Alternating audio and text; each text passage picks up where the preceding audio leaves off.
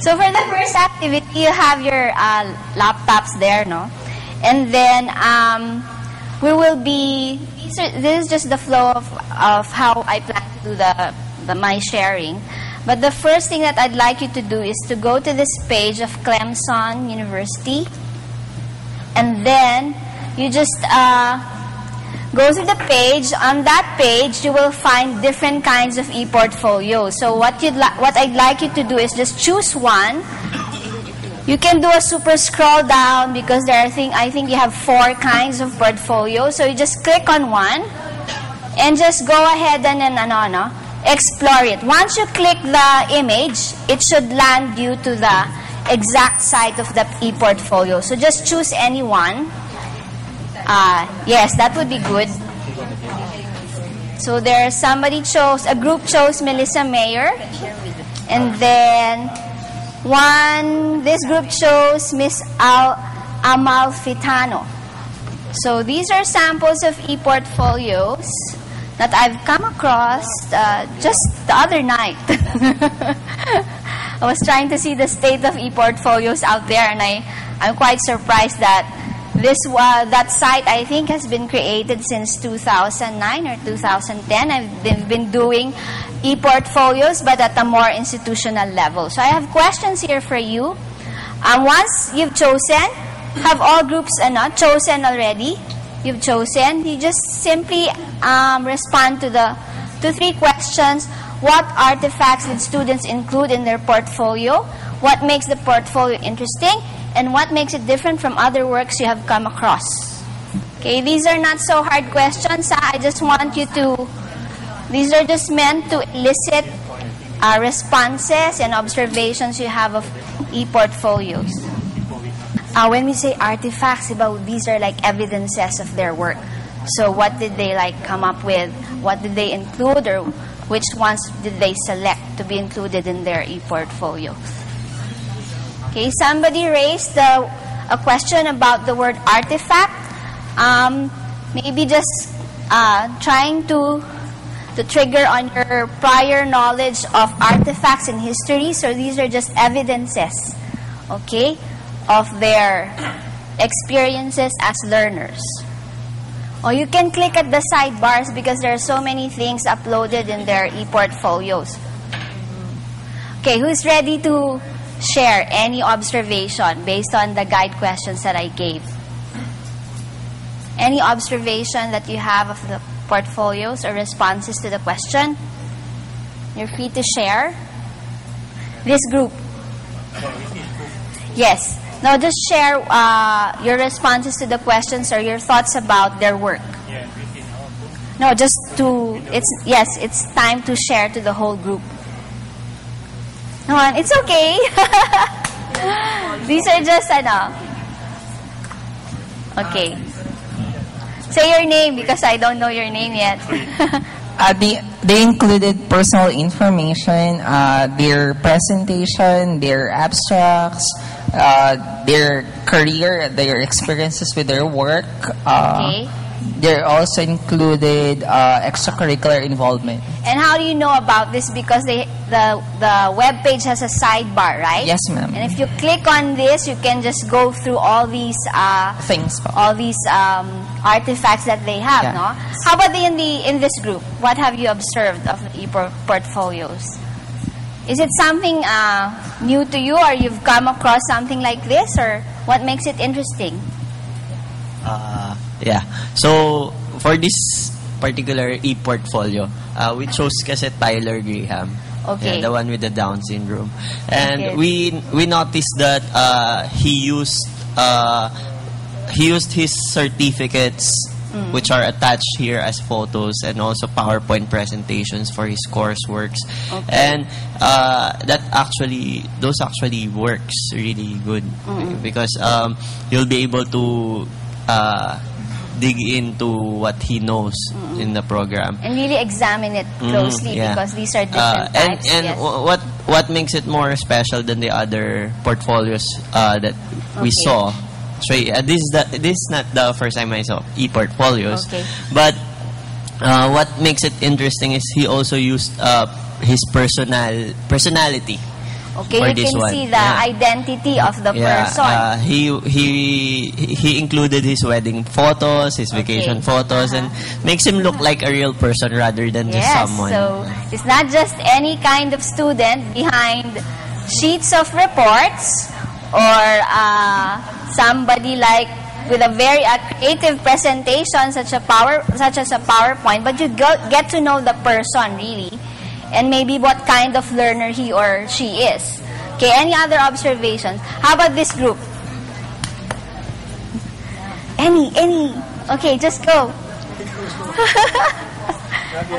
Oh, not yet. Okay, very careful. Oh, sige. Naglo-load pa.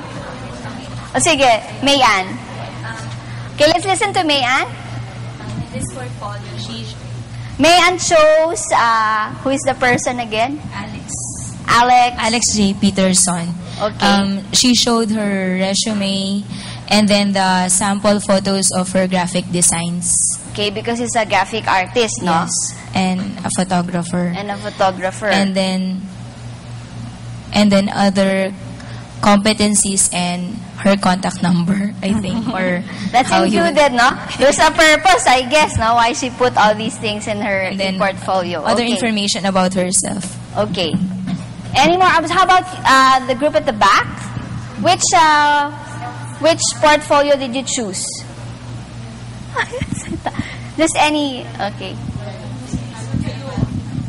This is quite comprehensive. Yes. I would like to consider it as it's also parang nag-advertise din siya ng sarili niya. She can actually presenting herself any with a future portfolio. employer would love to see this e-portfolio, and it speaks for itself about the person. She has a lot of PowerPoint presentations, which is a very good way of sharing with other people who might be also interested in that kind of field. It's very professional and at the same time very personal. Okay, so That's something it's yes. It's a good balance of showing the professional side of a student or a graduate, and then also trying to sell, maybe her assets, because eventually she'll land in a job that she'd really like to get into, and she has something to show for it, no? Because sometimes when you go, when you get interviewed, they can only judge you through your transcript or through your CV, through your letter, but an e-portfolio makes it more, encompassing, right? Any more observations? We clicked on Catherine Marie Amalfitano.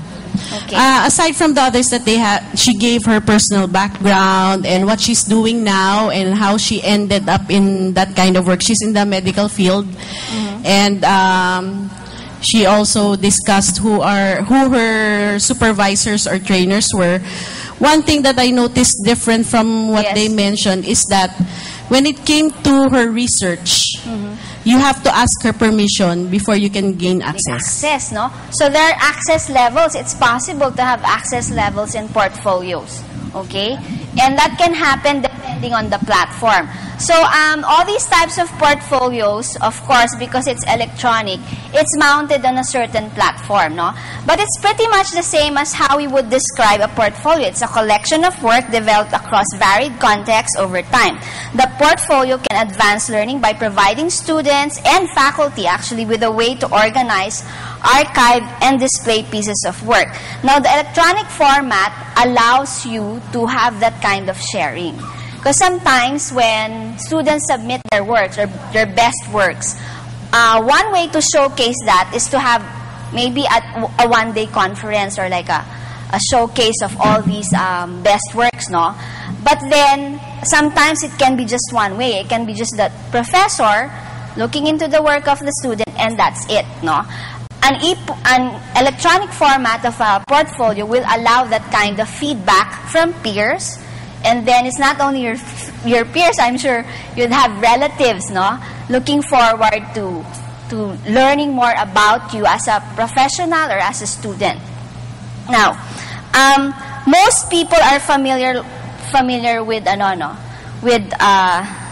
student portfolios, but we have different kinds. But just to make it clear, when one develops an electronic portfolio, it is actually a journey because it's a dynamic activity.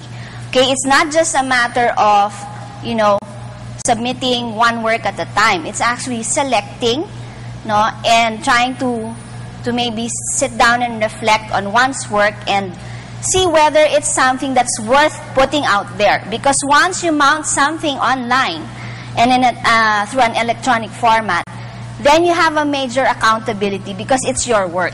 Okay, you cannot put something there that's plagiarized, right? Because it should be your best work, and then you should be careful with the choices that you make, even the kind of language that you use, even the grammar and the writing style that you have, because everyone out there will be able to see your work. They just Google your name or Google your university and that's it. Okay, but since it's a dynamic activity, you can see that the learner is the one very involved in choosing all these, no? But sometimes the faculty is there to help you more or less structure, no? What are the basic things that maybe a faculty would try to ask of a student? Maybe the group, the class can come up with a list. But it can be like the teacher trying to state, these are the minimums, the bare minimums I would like to find in an e-portfolio, and the rest would be the student's choice. Now, as to the choice of pictures and as to how you'd like to arrange your website or your e-portfolio, that depends largely on your style and your taste, no? And that puts the identity of yourself or of the student on the virtual map, okay? So, another way of looking at e-portfolio is it can be defined as telling your own story or your own narrative through your own perspective, okay? And of course, because you document it digitally, then it becomes a digital artifact. Now, there are several reasons why at this point, higher education institutions would choose to go for e-portfolios. Okay, one is because the rationale would be its storage and access. Diba? Parang there's so much paper, and then if it's something that your student worked on, diba, would you want to throw it in a semester's time, diba? I actually started teaching practice teaching course at UPOU, but I had a binder portfolio, and up to now, I can't. It's not something that you can easily throw. You can get back to the student, but it's difficult if your students are offshore, if they've already prepared it for the course, no. So they would have their duplicate, and the original sometimes goes to you. And then what do you do with it, no? Unless I come up with research and then compile all these things, no. But I found a way that maybe it's about time that we come up in my course, at least at the course level, I can come up with something more out there for students where students can also go back to just a click of a finger, they will see their portfolios, no? But that is one reason the storage is really a problem. And we want access, not just by the teacher, but at least the university or a group. Now, in some instances, the portfolios are sort of implemented institution-wide, meaning it's something required of all faculty members and all students. And kita nyo naman from the e-portfolio, it's not something they can do in one sitting, diba? It's like maybe you start a program as a freshman and you know that one of the goals is for you to graduate, but with having that e-portfolio ready, okay? So you at least, that is one thing, no, that you may try to consider in your universities, but if it doesn't happen at the institutional level, you can always do it in your course, no? And that's what I try to do. Because at UPOU, we have different kinds of platforms that we use, or maybe preferences. But we have like a Moodle, and then we're also familiar with Google Sites. But that is one important thing, no? The storage and the access and the choice of platform. And then another reason why universities also get into e-portfolios is because of multimedia, no? The idea that you also would want to develop skills in multimedia and computer, no? So students gain valuable computer skills while creating and editing their portfolio. And in the process of doing so, faculty members also learn how to, diba? Kasi I think it's very important first, primarily, that the teacher, the professor, is the one convinced about it. If you're not convinced about it, it's useless to use it in a course just because you want to comply, no? But I myself, of course, had to go through a short I just happened to browse through short courses online, and I saw this wonderful site, and they give free online courses, and that's where I came across learning about e-portfolios. And another reason, of course, the last one and the most important is assessment. No, we're not just here to present their works, no, but this is more for I guess for you as a professor to see for yourself, and also parang the colleagues and the academic community to see what has this person learned, no, and where is she now. Okay, and then of course there are different kinds of types of portfolios. One web page that I happened to land to discover was this somewhere at Google Sites, no. So I just googled what is e-portfolio using Google Sites, and then I landed on this page, and they describe e-portfolios to have different kinds. So what you see in that web page of that university is actually a combination of different kinds, no. So you have developmental portfolios. These are some things, parang work in progress. Okay, that's the kind of portfolio that some would have. And then some would be hybrids, meaning it's a combination of three types of portfolio. It can be for assessment or for showcase. And some would have the showcase portfolio, as what you have there, the artist, no, showing. Most of the artists or graphic designers out there would have that kind of portfolio, a showcase portfolio. Okay. Now, but there's one expert who has been working on e-portfolio since the 1990s, and her name is Dr. Barrett. Okay, Helen Barrett. And she discussed another way of looking at portfolios. Okay, and then she goes that there are actually two kinds. For her, there's a working portfolio which documents the learning process, and which is really an electronic documentation of learning, but organized in a reverse chronological order. Okay, this portfolio usually would include the collection of the learner's artifacts, and then the focus of the portfolio is to compile and archive, no? Can be archive and can be compiling. And then the goal is to come up with your presentation portfolio. So this is looking at portfolio not just as product, which is the presentation portfolio, but also the process. Okay, the process of putting all these things together, the artifacts and the reflection that you put into your portfolio before you finally launch it to the public.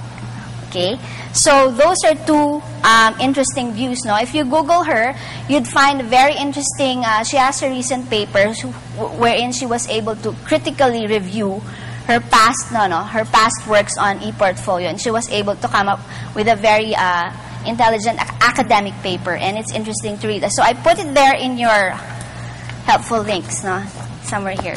Please, I'll be distributing this later. Now, this is my part when I try to narrate to you what I did in my course, no.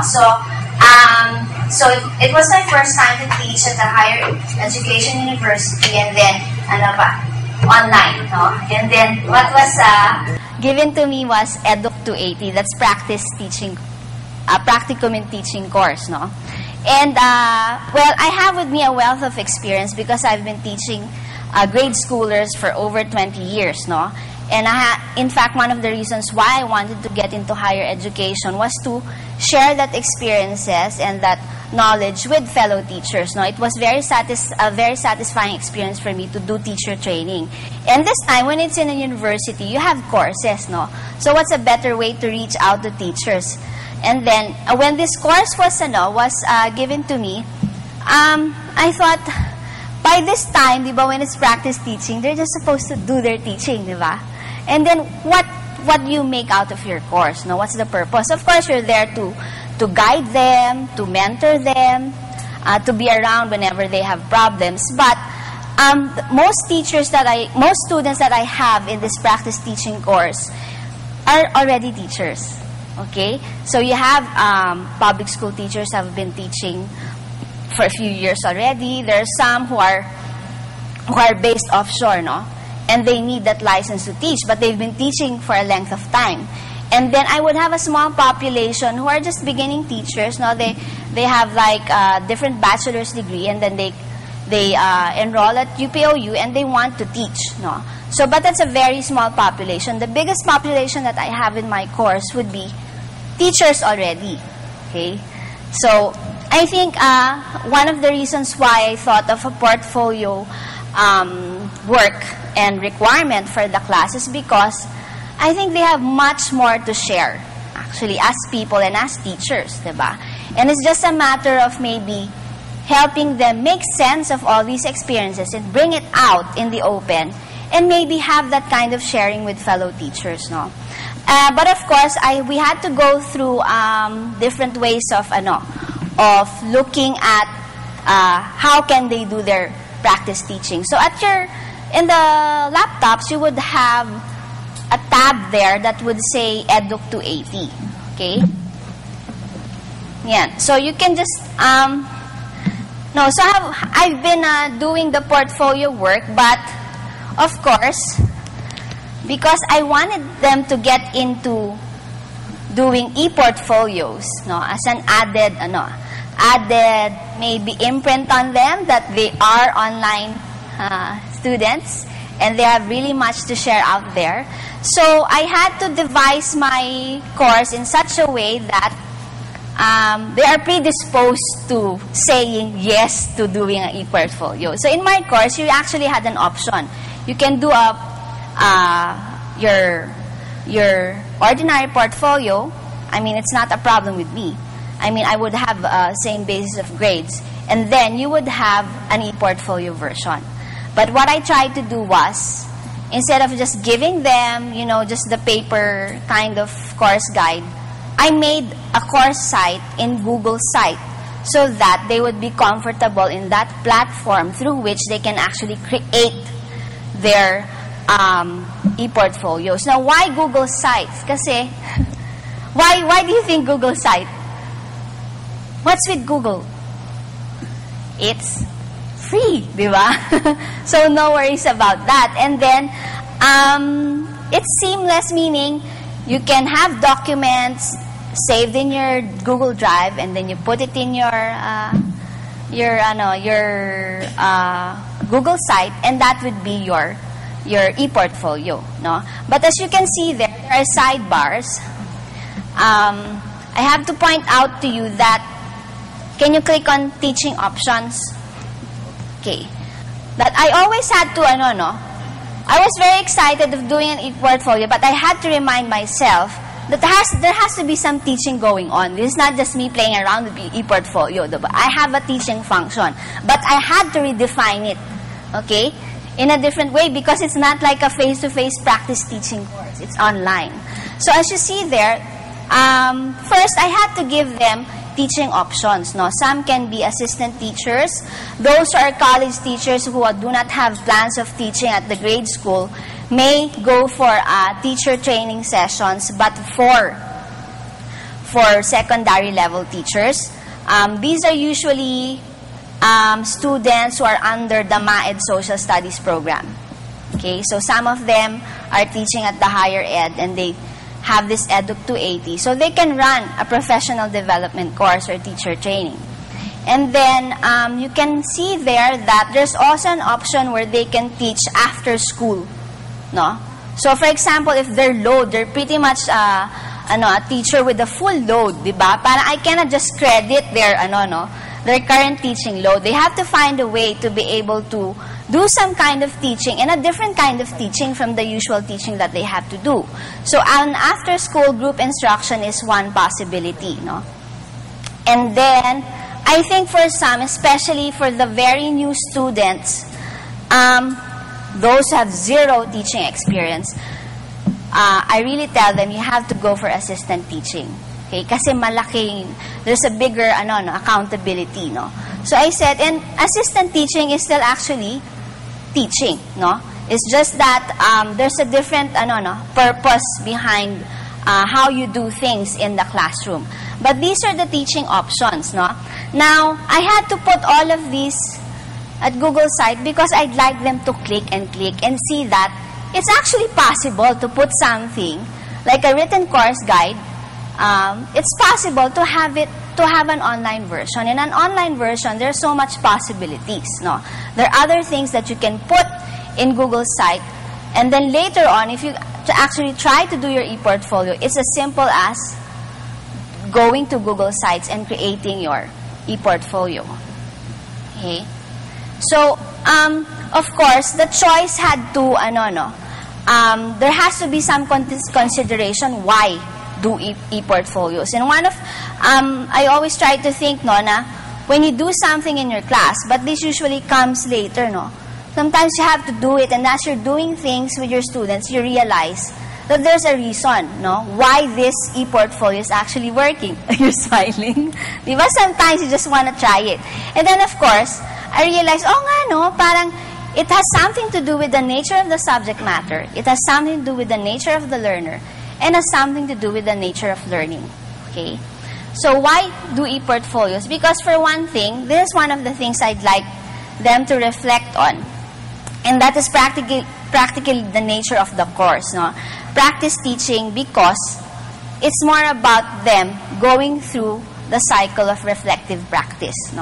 So I'd like them to reflect on these questions. So, how am I as a person, as a teacher? How do I learn?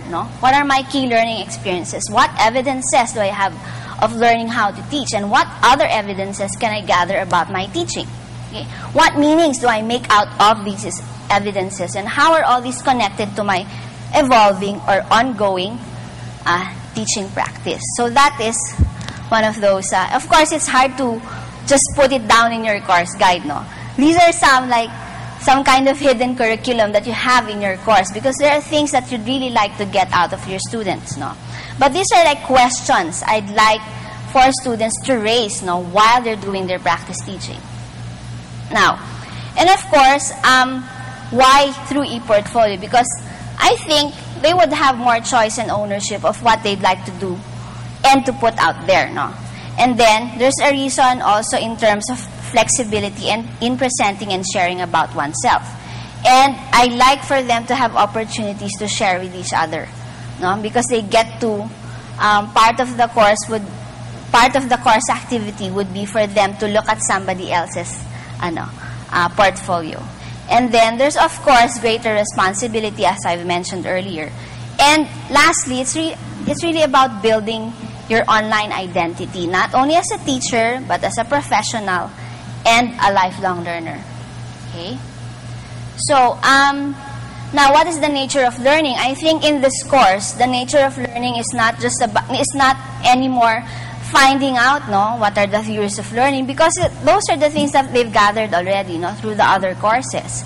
And it's not about trying to research for teaching strategies, because some of these strategies they've already been practicing, But this is more about them looking at their experiences and going through this cycle of reflection. So what I try to usually do during the first few weeks of classes, aside from encouraging them to look at the Google site, is to also have a sharing session on reflective practice. So I usually do this through a live class, and if not, I put there certain readings that they can go through in terms of what it means to have reflective practice. But usually in the live class, it's really a chance for me to share, what are all these experiences that I have as a teacher, and then that kind of disclosure actually helps them disclose back to you, because that's the kind of e-portfolio I'd like them to have.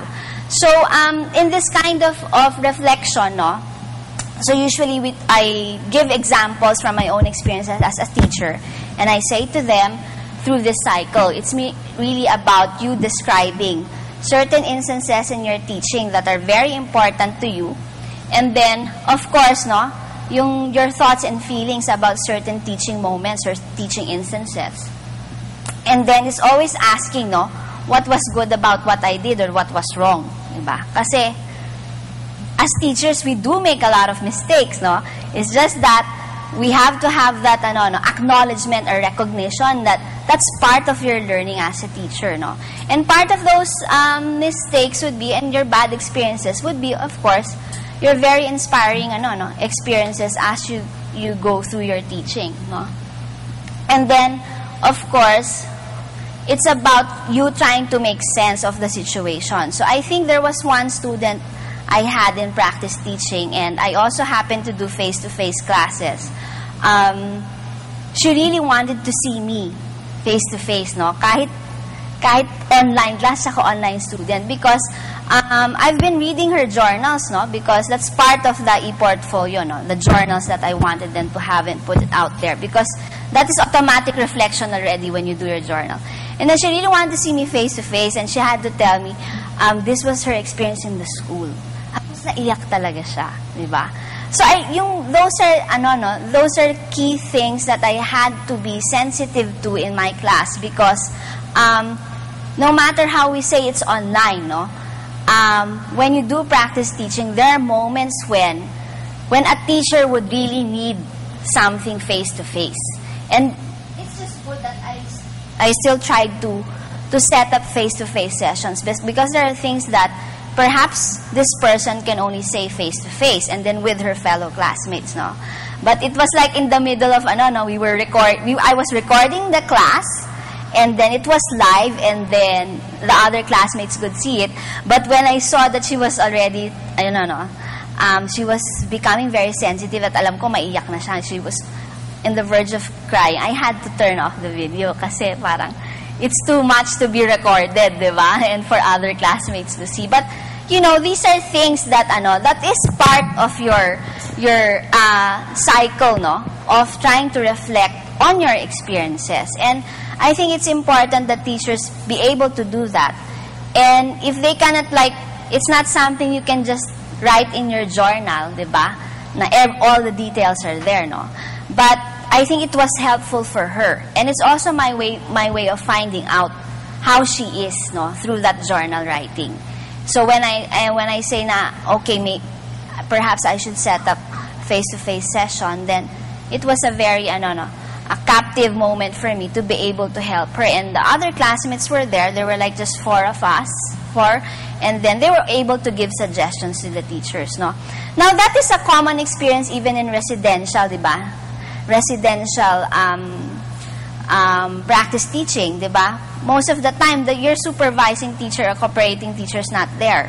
And sometimes you're in a setup wherein, no matter how you try to teach, no, the cooperating teacher isn't, that supportive of you. But all these things, they really get to write down in their journal. Okay? But a good thing about this is that when they do these reflections and when they try to write it down and mount it in their e-portfolios, they get to choose, no, which ones they'd want to have others have access to, which ones they just want to put there and nobody else should be able to see it, just the teacher. Now, Google Site is good with that. Okay, you can actually have page level permissions, no. So that is another reason why I have a bias for Google Sites, because you have certain page level permissions that you'll be able to do in your e-portfolio, so that it can be just maybe some pages can be read by the teacher only and the student, some pages can be read by the class, and some they just want to put everything in public. So it's really not a problem, no. But of course, I have to tell them, medyo you have to check your grammar, diba? Because we wouldn't want wouldn't want to have a hard time just correcting their grammar. And when I look at their journal, I'd rather really listen to their stories than correct their grammar. And if it's journal writing, parang it's sensitive editing, di ba? Parang, in fact, you're not supposed to edit it. You're just supposed to give guidelines. Okay. So this is the nature of learning that I expect from this class. It's more of a reflective practice, and it's not about them trying to learn other things that they've already been learning in their other courses, because this is the time for them to apply, no? Or in fact, this is just the time for them to keep on doing what they're doing, but with an added layer of reflection. Okay. Now, how about why go for e-portfolios? Because this is how I view the learners in my class, no? They're basically student teachers, and in fact, they're really teachers, diba? They really learn by immersing and observing. So one of the requirements in my course, which they will also put in their e-portfolio, is for them to have a classroom observation, and then they'd have to do the legwork of arranging the classroom observation and doing their practice teaching in a certain school. And then they need to observe and make a write-up about an expert teacher in the school and a novice teacher. And usually that is not something that the student will just do. No, it goes with the letter that I give to the school. I send it through the student. It's really stated there that these are what the schools are expected to assist the student with. These are the activities that the student teacher will be expected to do. And then these are also the things that student teachers are expected to do in certain classes. Okay? So another one is, of course, teachers learn by doing. No? It's not always parang they read something and then you expect change to happen. No? In my case, what usually happens is I do something, and then as I do things with children, parang your bag of tricks become bigger and bigger. And then you get to choose, this is the thing that I need at this time, and then we do it. Just that. No? And the reflection actually comes later, and at different times. Minsan at different times of the day. Minsan pag naliligo ka, dun ka napapaisip. O habang ginagawa mo, parang mali, your original plan didn't work. So you have to come up with something else because it's not working. No? And yun nga, it's all part of experimenting and improvising right there and then while you're with children. And then, of course, there are also light bulb moments, no? I can say that kasi I've been working with different teachers, no? I mean, in different school setups. And usually, you'll see them, teach, I know this what happened, like this. So, parang, oh nga, no? And then all these stories come up while you're eating. So, kain kayo ng kain lalo because you want more stories, di ba? But these are the spaces where teachers really get to show that they are learning something on the job and on their toes, no? But the important thing is for them to be able to step back and say, these are my experiences and this is what I'm learning, no? So that's the purpose of the course, to have that kind of reflective practice, which is just really part of being who you are as a teacher. And then, of course, as I've said earlier, when they have ideas, teachers have to talk about it and talk about it, no? And then others pick up on their stories, and then the teachers would try the same strategy, no? And I don't think even schools have can afford the time, no? Na teachers will just go to the classroom of a fellow teacher and just watch her teach. Ako, isa yung sa mga dream jobs ko, yung papasok lang ako sa course site ng ng kapwa teacher ko, tapos tingnan paano siya nagturo, di ba? Because there's so much to learn just by observing a teacher. And that is why one of the reasons why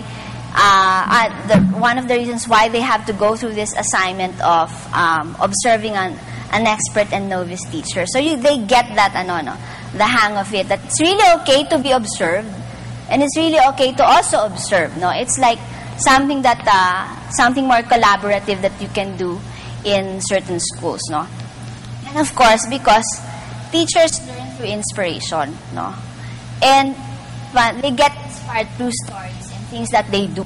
No, as a group or as a team of teachers. So now, how do you encourage reflective practice in teaching through e-portfolio? So, I guess in my prior sharing with you, I've already given you bits and pieces of how I did it, no? But just to show you, even as a teacher, I had to what we use normally as our course site would be the Moodle platform, no? But I had to explore other tools because I wanted to do e-portfolios. I wanted for my teachers to discover, no, how really wonderful the experience of setting up your own e-portfolio I had to explore other platforms for me to be able to successfully do this with my students. So part of that was, as I've said earlier, they had to be familiar with the Google site. And then when I have a live class, I would show them my own portfolio as a teacher. So you can actually click it there, but I'll just show maybe bits and pieces. Because once I really show this to them online, parang you get, yung ganda, pwede pala, yung mga ganyan. So it's just, it's so plain, diba? Parang what you see. So I just put, slides lang to. These are just slides or pictures that you save in your Google Drive. And then you can embed it. You can actually embed slides in your And then I have a script down here. So I read it to them. And then the classroom actually allows me to do a screencast. Parang when I flash on my desktop, nakikita rin nila sa desktop nila through that virtual class. Kaya lang medyo mabagal. But eventually, I give them the link, And then here at this,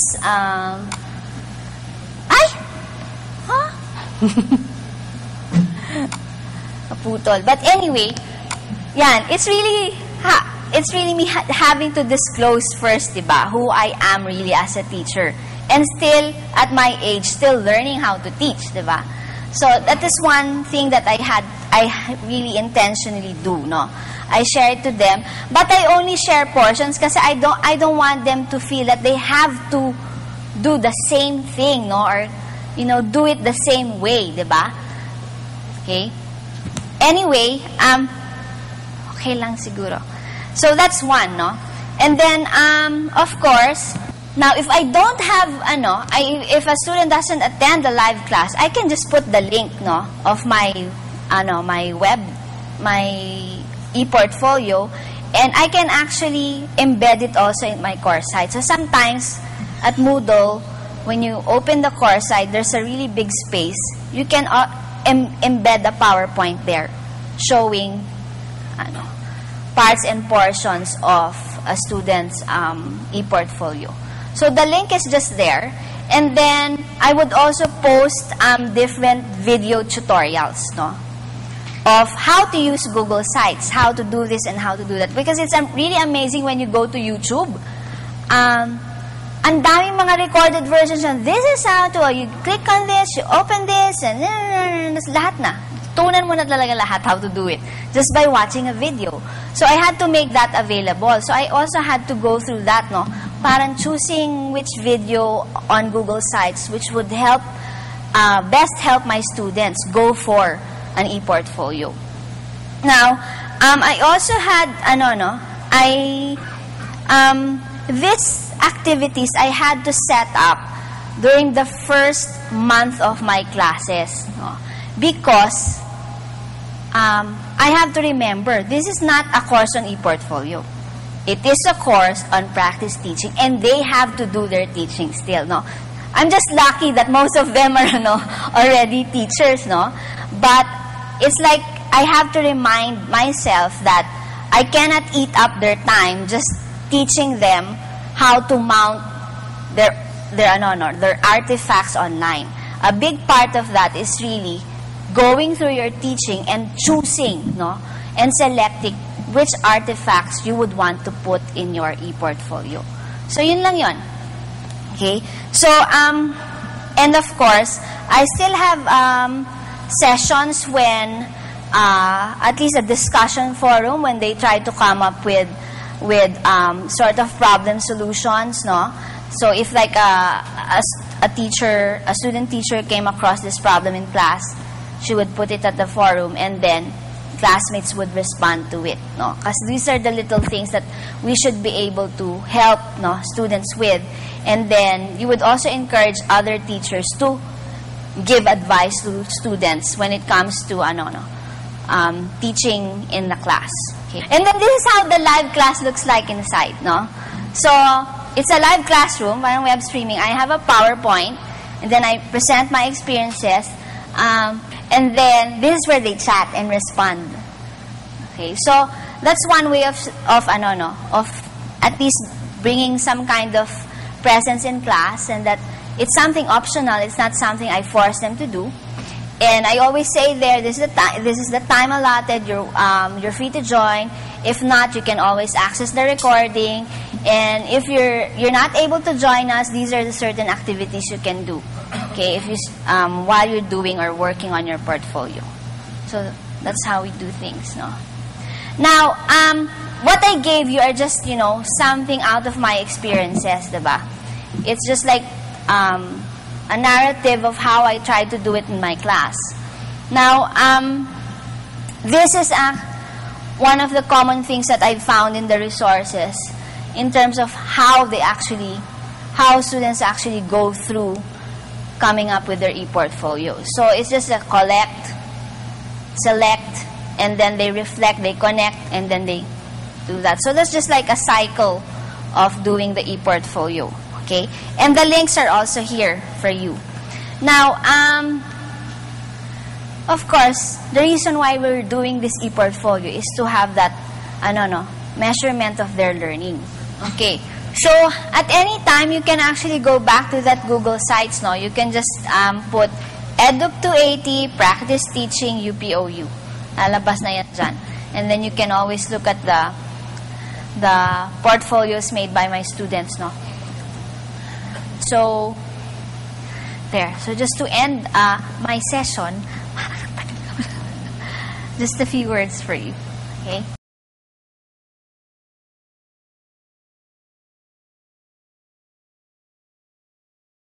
So, thank you very much for bearing with me and my